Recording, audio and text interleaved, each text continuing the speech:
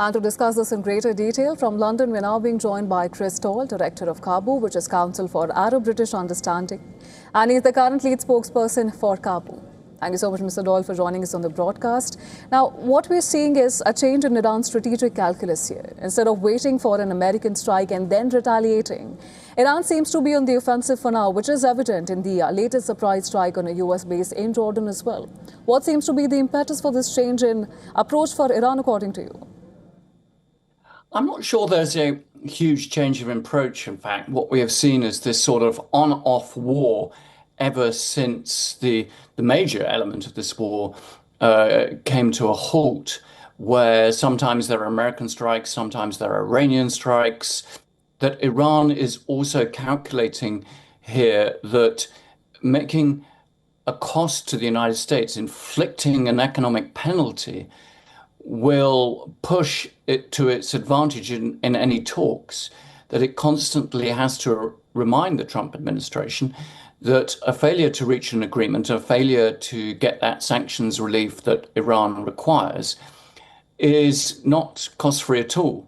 So what they are doing also, in their own mind, I think strategically, is hitting a lot of American bases in recent times, therefore trying to make it harder, tougher for the United States to restart a full-scale war, that those bases will be essentially not usable for US forces. So that's why we've seen an attack, for example, on a US base in Kuwait. We've seen attacks on other bases as well.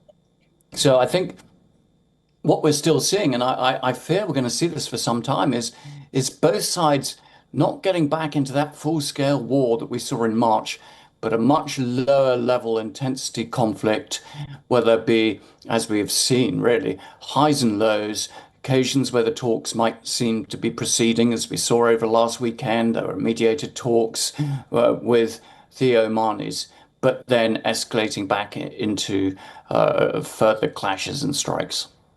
Right, and Mr. Doyle, even though it seems that Iran believes that a limited war serves its interests better than a prolonged ceasefire, who do you think is really benefiting from this limited conflict? Because history shows us that when conflicts drag on, it's usually somebody other than the combatants who end up gaining much more than the people who are embroiled in the conflict itself.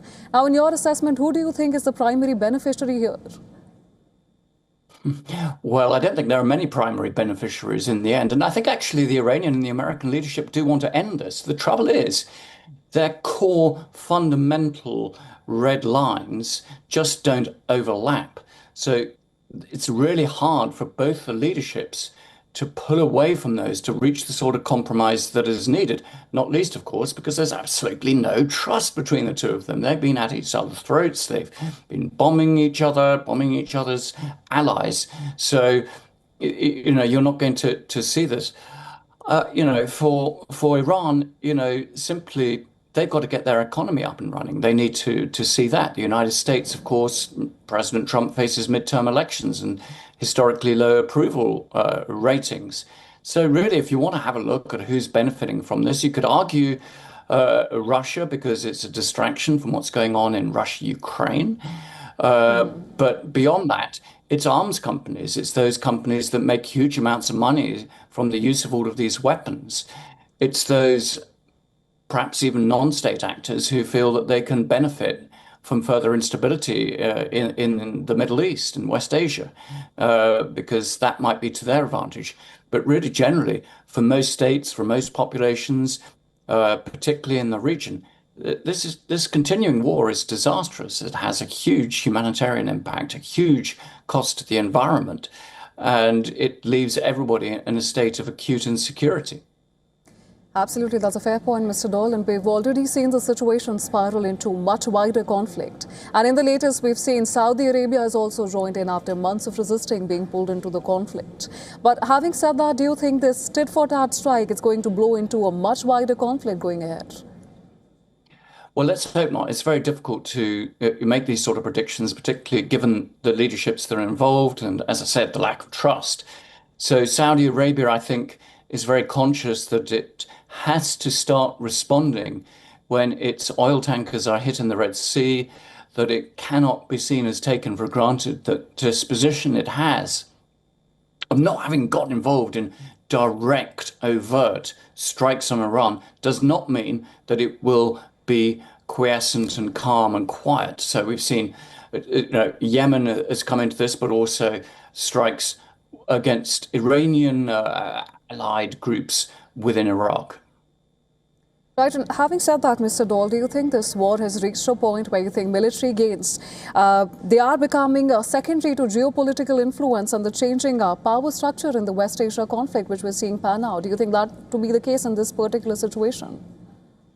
Largely, yes. I think in West Asia now, it's really a political tug of war for who can come out of this and make the most credible claim that somehow they have won.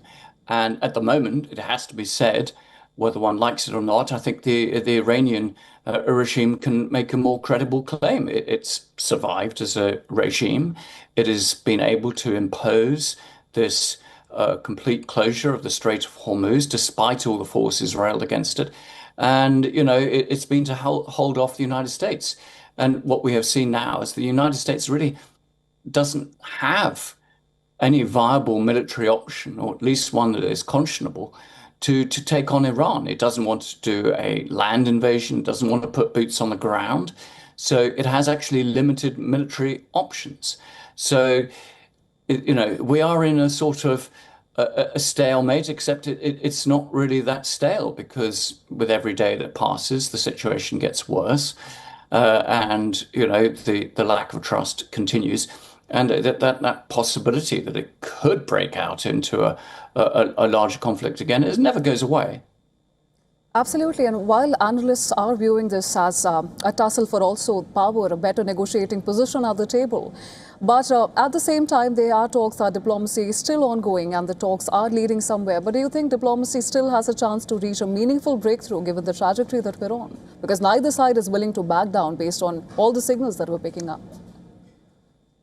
Well, I think everybody hopes so. And I say everybody because you see so many countries, getting, involved and offering their services. We've seen Pakistan, we've seen Oman, we've seen Egypt, we've seen the Qataris, Turkey.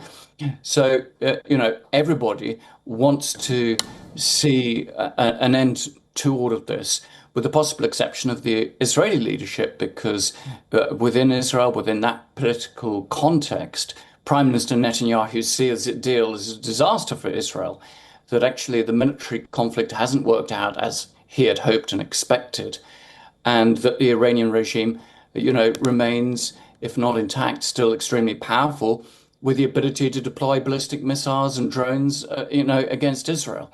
But aside from Israel, frankly, I think there is a lot of effort going on, to try to bring this to a close. But, that gap, the core red lines, and Iran feels that it can be pretty obstinate. And President Trump does not want to be in a situation where there is an avenue for Iran to get a nuclear weapon. I think that's his bottom line. But they haven't managed to reach that sort of deal that can achieve something for both sides. They've got to look at it as a way of at least both sides getting something out of it, rather than just a winner-loser scenario. Absolutely, Mr. Dolan. We'll have to wait and see if the two sides are able to find that middle ground. But for now, thank you so much for joining us on the broadcast and sharing your perspective with us. It's a pleasure.